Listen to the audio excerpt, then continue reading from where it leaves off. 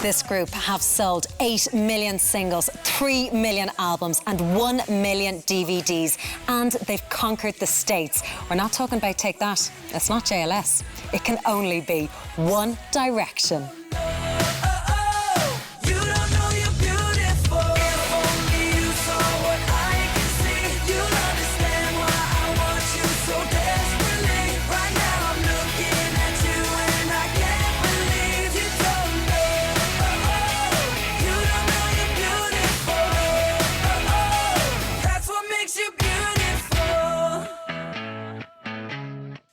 Lads, let's talk about August of last year. Yes, your debut single, What Makes You Beautiful, becomes the fastest-selling #1 of 2011. What was it like releasing that first single together as a group?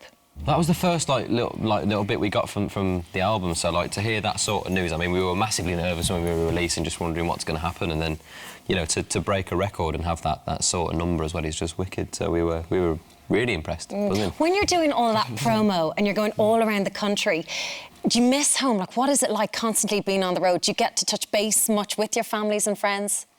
Yeah, I think, you know, it's important we try and do it as much as we can. I think when you get, like, those little bits of time off, you try and, like, go home, even if it's just for a day, just to, you know, see your family and stuff. I think when you go home, you often come back more tired than you were when you left. Yeah. Because you try and, like, rush around and see as many people as you can when you get home. It's probably the only con of the job, really, that we don't get to spend much time at home as we'd like to, but that's it, really.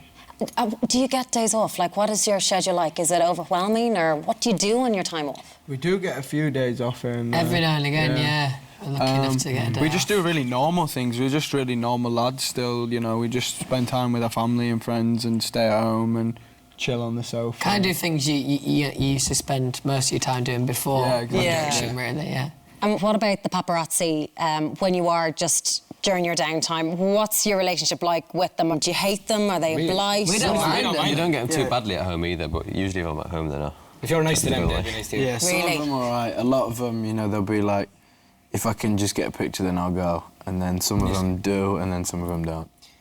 Has there ever been, like, a moment, say, with paparazzi, or if there's just been a huge amount of fans, that you've ever thought, this is actually ridiculous, someone's going to get hurt here? Yeah, when we were in France, actually, in the train station, I think was one of the worst it's been. And what time we had in New York? Yeah, that time in New York as well. Like there was this time in France, when we walk through a kind of public space, we have to get like all security in public.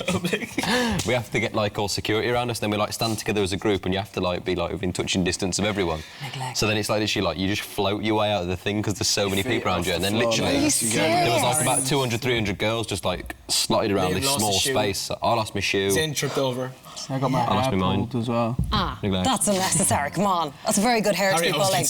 And then when me and Niall went one time to go to a restaurant in New York, we went to go to a restaurant in New York, there was literally like, how many girls following us down the road? Like just on a small, like how many girls following down the road? Just on a small like road? 7,000, I think it was. There was quite a few. 7,000. Oh my God. Neglect. It was scary, that. Just picking up on hair, right? I want to know how many people are involved in the One Direction glam squad?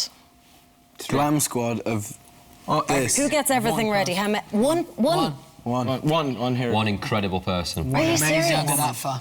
And in terms of how you look, do you get much input into how you style, yeah? Oh, 100%, yeah. We just kind of tell our stylists, like Lydia and Caroline, like what we like to wear, and then they just kind of go and get it for us. It wouldn't be very good if they had someone saying, you have to look like this, you know what I mean? You have to wear this. Yeah. It's funny because sometimes they'll bring like all the clothes, and then two of us will be like, oh, I prefer that, and then I prefer that, and then we'll just like swap over. around. Yeah. So like, we did that for the Men in Black one. Yeah. You got a white jacket on, yeah, you're right. And even in You do that for terms... the waistcoat as well, the VMA. You're like girls swapping clothes, I love it.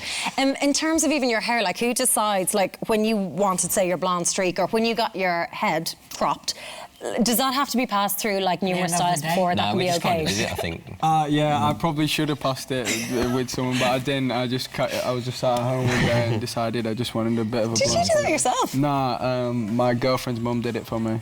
Yeah. Good job. She's a hairdresser, so it was We cool. love her work. I thought it was funny. Yeah. Loving the work. Loving her work. You don't know you're